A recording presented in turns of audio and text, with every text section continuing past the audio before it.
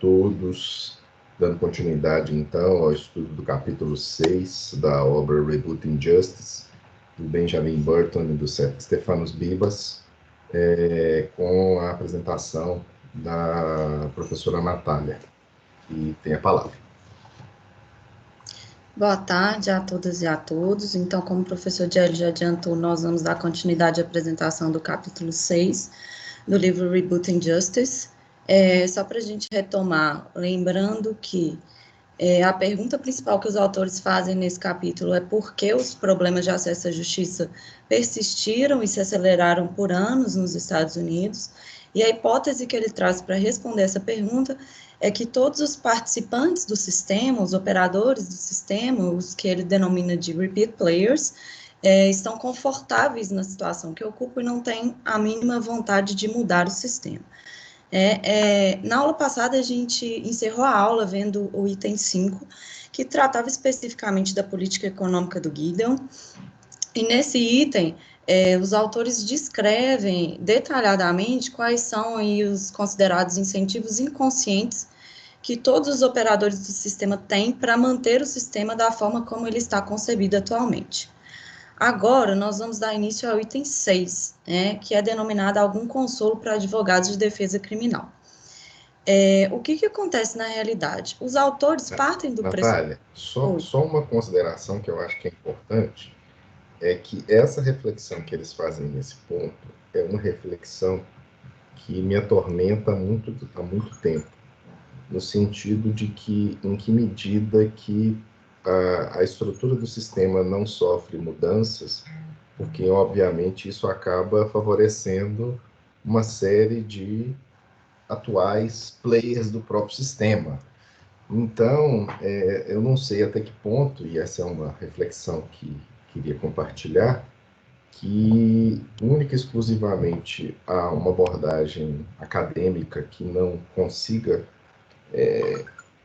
gerar interesse para uma própria mudança do sistema tende a, na verdade, ser infrutífero na medida em que as forças conservadoras, que em grande medida acabam se alimentando desse sistema, não têm interesse nenhum de que essa engrenagem continue funcionando nos mesmos termos.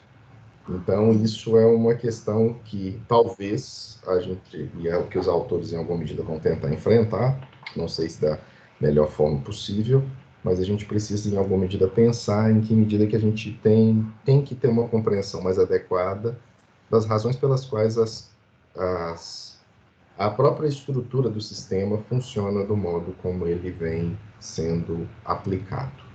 Vamos lá. Tá. Bom, então os autores eles vão partir do pressuposto, que os advogados de defesa criminal, apesar de receberem alguns incentivos inconscientes para participar do sistema, eles não estão numa posição muito confortável, porque o que se imagina de um advogado de defesa criminal? Que o objetivo dele é conseguir a absorção do seu cliente ou o mais próximo disso possível, E a gente já viu que, infelizmente, os advogados de defesa criminal, eles participam do sistema, chegando aí a contribuir para a própria indústria do acordo, que é o que tem acontecido na esfera criminal nos Estados Unidos, Então, os autores vão falar que, apesar de todo esse contexto parecer um negócio muito difícil para os advogados de defesa criminal, eles estão amplamente protegidos de consequências negativas externas, Em outros termos, os autores estão falando que o sistema vai blindar os advogados de defesa criminal para eles poderem continuar a participar do sistema. E aí, os autores vão trazer 3 espécies de blindagem, praticamente, A primeira delas é na esfera recursal. E para falar dessa blindagem na esfera recursal, eu vou só retomar rapidinho o caso que a Jamila já trouxe para a gente, não vou falar do caso concreto nem nada, que a Jamila já falou dele, mas só vou retomar o que ficou estabelecido, no precedente. Então, foi o caso do Strickland versus Washington, que é de 1984, que é considerado um caso histórico da Suprema Corte, que estabeleceu o padrão para determinar quando o direito da sexta emenda de um réu criminal ou um advogado é violado por desempenho inadequado desse advogado. E o tribunal, em uma decisão do juiz O'Connor, estabeleceu que um réu criminal deve mostrar duas coisas, basicamente, para que a assistência de um advogado seja considerada ineficaz. A primeira dessas coisas, o primeiro desses pontos, né, é que o desempenho do advogado ficou abaixo de um padrão objetivo de razoabilidade. E o segundo desses pontos é que o desempenho do advogado dá origem a uma probabilidade razoável de que, se o advogado tivesse atuado de forma adequada, o resultado teria sido diferente. O que acontece no caso do Strickland é que, apesar do desempenho do advogado ter sido considerado meio falho, né, a Suprema Corte entendeu que o desempenho do advogado não teria dado origem a uma probabilidade de que, se o advogado tivesse atuado de outra forma, o resultado seria diferente. Então, só relembrando aí o que ficou estabelecido por esse precedente, para a gente entrar na primeira blindagem que o sistema faz para os advogados de defesa criminal. E essa primeira blindagem é justamente na esfera recursal, né? Esse precedente do Strickland, ele vai garantir que a assistência ineficaz do advogado é tratada com uma grande deferência às decisões estratégicas, fazendo raríssimas as reversões posteriores com base em uma advocacia pobre, né? E isso principalmente porque os tribunais de apelação estariam muito acostumados com essas reivindicações e eles vão supor que sejam principalmente reivindicações estratégicas e capciosas, né, que os réus estão utilizando como um último recurso para conseguir aí a sua absolvição, certo? Então, essa é uma primeira blindagem que é feita para os advogados de defesa criminal. A segunda blindagem diz respeito a uma quase impossibilidade de ajuizamento de ação de responsabilidade por negligência legal do advogado de defesa criminal. Isso por quê? Por dois motivos. Primeiro, que na maioria dos estados, um ex-réu criminal que processa o advogado por negligência legal, ele tem que provar não apenas que o advogado teria ganhado seu processo, mas também que ele é realmente inocente. E na maioria das jurisdições, para que, né, esse ex-réu criminal ajuizasse essa ação de responsabilidade, como já dito no ponto anterior, ele teria que ser declarado inocente.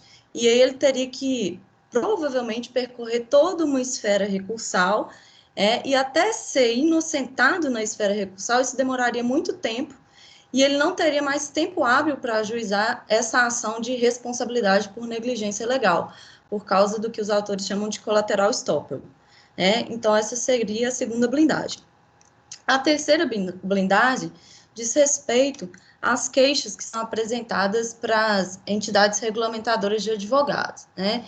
E os autores, eles já tinham criticado como essa regulamentação do advogado no quesito disciplinar é fraca, feita, né, pelas ordens dos advogados. Então, eles vão retomar esse ponto e vão falar, né, que as queixas também não vão possuir muita eficácia, porque a disciplina do advogado é e sempre foi muito fraca. Então, as autoridades da ordem, elas rejeitam muitas dessas reclamações imediatamente. Na realidade, eles vão trazer aí um estudo que eles fizeram das queixas apresentadas em 2009 para as ordens de advogados nos Estados Unidos, e eles vão falar que dessas queixas, 53% foram indeferidas sem qualquer investigação, sendo que só 47% foram investigadas. Desses 47%, 6.900 queixas resultaram de acusações formais aos advogados, sendo que dessas 6.900, 5.009 advogados sofreram algum tipo de sanção pública, e desses 5.009 advogados que sofreram sanção pública, somente 798 advogados teriam sido excluídos da ordem.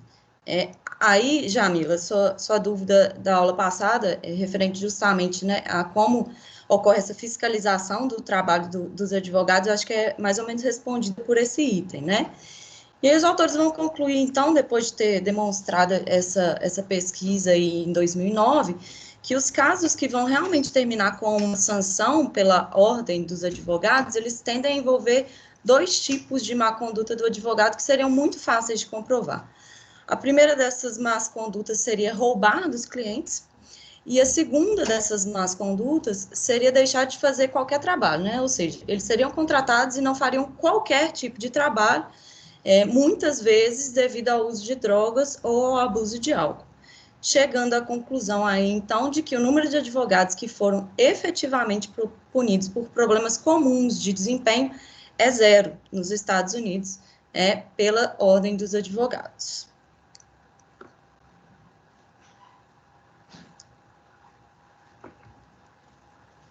Visto o item 6º, gente, eu vou entrar no item 7º e já vou caminhar para a conclusão da minha apresentação. Falei para vocês no início da apresentação que o título do capítulo era a política econômica de Gideon e Gideon civil, mas que os autores não iam trabalhar Gideon civil, né? O que eles vão trabalhar de civil nesse capítulo é justamente esse item 7, que eles denominam de o lado civil da questão. Aqui, na realidade, os autores eles vão voltar um pouco àquele aspecto da autorrepresentação, que já foi trabalhado pela Camila no capítulo 4º. E aí eles vão falar que, de acordo com a parte 2, que nós vamos começar a ver daqui a pouco, a crise do acesso à justiça nos tribunais civis é uma situação um pouco mais esperançosa e fluida, na medida que os tribunais, lentamente, eles têm se ajustado à realidade que os litigantes que se autorrepresentam são uma característica permanente e crescente. No entanto, os autores vão destacar que muitos tribunais permanecem desinteressados na reforma da autorrepresentação. E por que esses tribunais permaneceriam desinteressados na reforma da autorrepresentação? Por 3 motivos específicos. A primeira é que a presença de advogados lubrifica as engrenagens do complexo sistema de justiça civil. Isso porque a gente já viu, que qualquer pessoa que tente agir se autorrepresentando, ela é incentivada a buscar um advogado, seja porque as secretarias, os serventuários, eles se recusam a oferecer aconselhamento jurídico, seja porque os juízes, eles não gostam de perder tempo para explicar as regras de evidência ou a ordem da prova. Então, mesmo algo simples como levar um documento, uma prova para o processo, é considerado como uma questão muito complexa para um litigante que se autorrepresenta. O segundo motivo é que os juízes também hesitam em mudar o funcionamento dos tribunais. Isso por quê? Porque, segundo os autores, a maioria dos juízes seriam ex-advogados, e sendo ex-advogados, eles teriam aprendido a maneira certa de estar em juízo, esse certo aí entre aspas, porque o que quer dizer a maneira certa? Seria estar em juízo representado por um advogado. E além dessa maneira certa, os autores vão falar também que para os juízes é muito mais confortável, de forma emocional, inclusive, que os juízes procedam como árbitros distantes, desinteressados e neutros, entre 2 partes com advogados. A terceira dessas razões, ou o terceiro desses motivos, é que as secretarias, muitas vezes, não estão interessadas em mudanças radicais. A gente já falou disso também, não só, gente, porque às vezes fica parecendo que é uma questão de má vontade, do serventuário, ele não quer dar nenhum tipo de aconselhamento jurídico. Mas os autores eles vão apontar um outro motivo pelo qual os serventuários também não gostam de fazer esse aconselhamento, que é justamente o fato de ficarem receosos de sofrer algum tipo de responsabilização, se eles derem algum aconselhamento jurídico que não seja tão bem encarado por essa parte que se autorrepresenta, ou então que seja feito de forma diferente do aconselhamento que foi dado, enfim, isso também seria um motivo forte, para que ocorresse a reforma da autorrepresentação. No entanto, os autores vão falar que a crise do acesso à justiça ela cresceu tanto que muitos tribunais estão promovendo reformas que tornem mais fácil prosseguir sem o advogado, ou seja, que possibilitem essa autorrepresentação. E essas reformas, elas podem ser de 3 espécies, segundo os autores. Algumas dessas reformas seriam impulsionadas pela tecnologia, outras por mudanças de atitude, e uma terceira hipótese é que nós teríamos reformas que procuram substituir o tempo do tribunal por mediação ou outras formas de resolução de disputas. Bom, no que tange a questão política, os autores vão falar também que o fato de existirem agora pessoas de classe média e classe média alta em juízo se autorrepresentando, geraria algum tipo de incentivo para os juízes, para eles apoiarem essa questão da autorrepresentação. E por que isso? Porque essas pessoas de classe média e média alta, elas são eleitores potenciais. E como na justiça estadual, né, os juízes, a maioria das vezes, estão sujeitos a algum tipo de eleição, são essas as pessoas que estariam se autorrepresentando em juízo, que seriam os potenciais eleitores desses juízes, né? Então, isso seria um motivo político de incentivo para que os juízes apoiassem aí a ideia da autorrepresentação. Concluindo, os autores vão falar que a tendência geral é positiva, pelo menos no que tange ao lado civil da questão, né? E isso vai ser demonstrado na parte 2 do livro, oferecendo aí esperança de uma terceira via de abordar os problemas de acesso à justiça.